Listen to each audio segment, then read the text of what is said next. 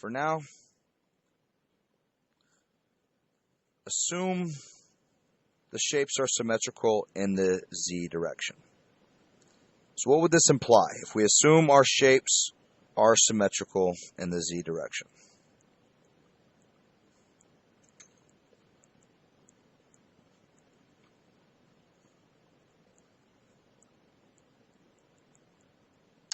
What would this imply for us?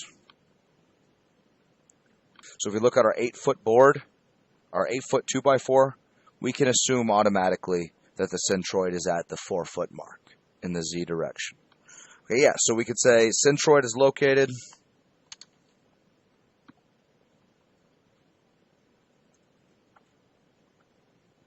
in the center of our cross section. In other words, we cut it in half in the line of symmetry in the z direction. Our centroid is located in the center of that cross section that we just cut in half.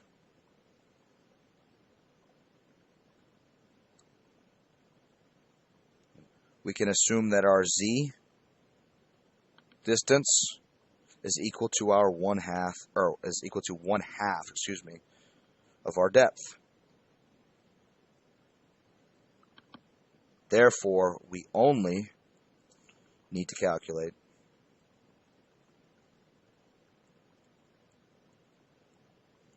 the x and the y.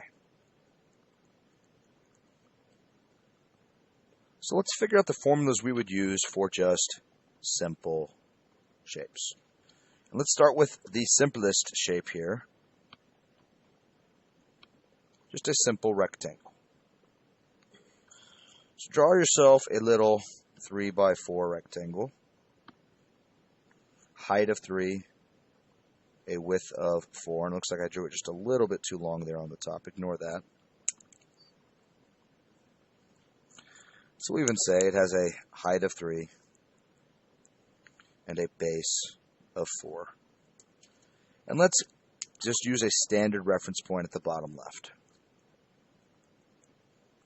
Keep our lives simple.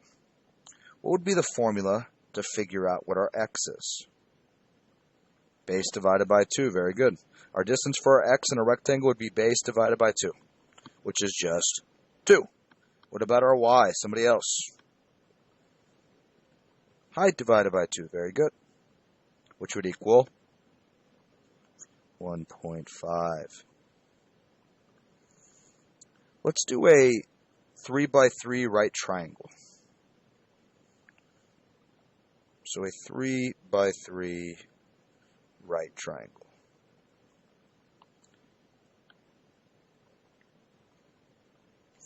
Okay, this has a base of 3, obviously, and a height of 3. Get that knocked out of the way. Triangle has a little bit different rule sets, and it's not always the same depending on what kind of triangle you're looking at. You kind of have to think it through before you just assume. So, for example, one of your activity questions will not have the reference point off to the bottom left. It'll have it off to the bottom right, and it'll have a triangle very similar to this. And so you have to be aware of that and take that into consideration. It's not exactly a cookie-cutter formula. It does require a little bit of thought. In this case, for this right triangle, it is base divided by 3 in the x direction. In other words, your centroid is 1 away from your reference point. In the x direction, it's the same in the y direction. Base divided by 3. I'm sorry, not base. That should be height. Excuse me. That is height divided by 3. Hopefully you can see that's an h. Okay. Let's go ahead and label that centroid. So we're going to the right one, and we're going up 1 from our reference point.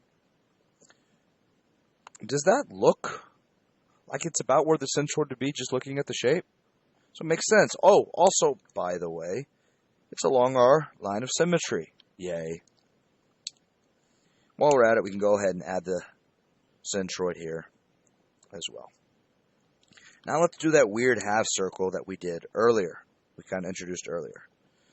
I'm going to give it a diameter of 4 and a radius of 2.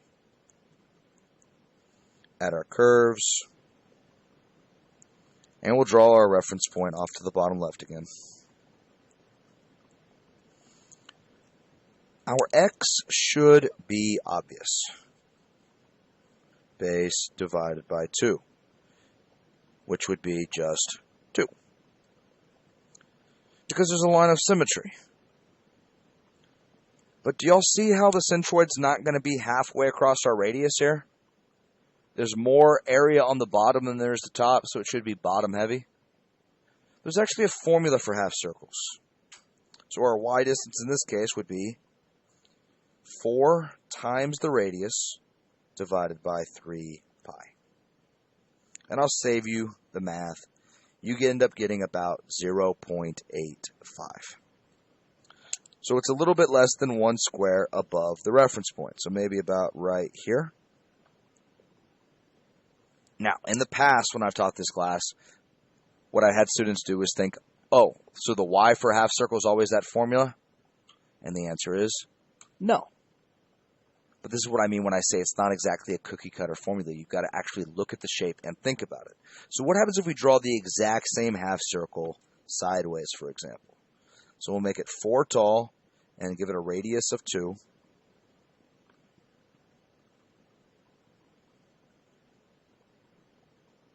And connect our curves. We'll make the reference point still the bottom left for consistency's sake.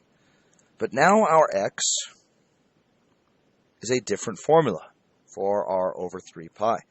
So this is what I mean when I say it's not a cookie cutter formula. You have to look at it and think about it. Yes, I'm giving you the formula you would use for a half circle, but you have to know which direction to apply it. And so this would again be 0.85 since it is the same shape. Now everything's sideways. And then your y is, of course, just your base, or your height divided by 2, which is, of course, just 2, giving you a centroid right here.